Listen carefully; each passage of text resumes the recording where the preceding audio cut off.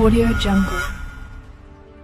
Legal గా ఎటువంటి సమస్యలు రాకుండా పకడ్బందీగా డిఎస్సి నిర్వహించి ఉపాధ్యాయుల నియామకం వచ్చే విద్యా సంవత్సరానికి కల్లా పూర్తి చేస్తామని విద్యాశాఖ మంత్రి నారా లోకేష్ అన్నారు.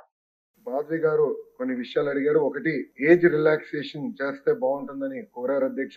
ఇది ఆల్రెడీ ఫైల్ సర్క్యులేషన్ లో ఉంది, గౌరవ ముఖ్యమంత్రి గారి దగ్గర ఉంది. ఆ ఫైల్ సర్క్యులేట్ అయినా తిరిగి వచ్చిన తర్వాత ఎంత ఏజ్ రిలాక్సేషన్ చేశామనే దానికి నేను సమాధానం చెప్పగలుగుతా అధ్యక్ష.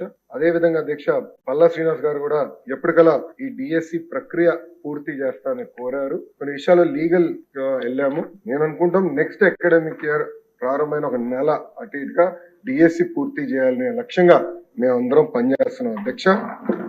ప్రధానంగా నేను ఇక్కడ చెప్పదలుచుకుంది ఏంటంటే 1994 నుంచి డిఎస్సి పైన పడిన కేసులని వివరాలు మేము తెప్పించుకుని ఎందుకు పడింది, దానివల్ల ఎందుకు డిఎస్సి లేట్ అయింది, అది జరగకుండా పకడ్బందీగా జియో ఇవ్వాలి, నోటిఫికేషన్ ఇవ్వాలనే లక్ష్యంతో మేము పనిచేస్తున్నాం. ఎందుకంటే లక్ష కళలతో మన ప్రభుత్వం పైన నిరుద్యోగ యువకులు ఆశలు పెట్టుకున్నారు. ఆశలు వృధా చేయకూడదు.